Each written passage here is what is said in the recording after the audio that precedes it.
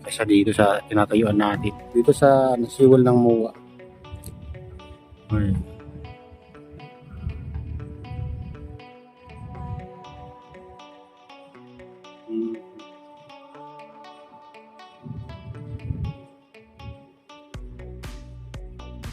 Ayan, punta tayo dun sa dulo. Lakad tayo. Skipin natin dun.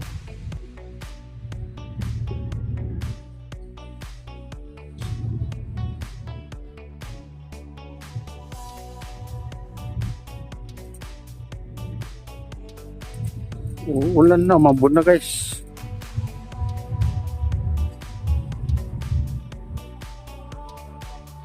Ayan mga kabayan, dito yung bridging vessel sa tapat natin. Ayan.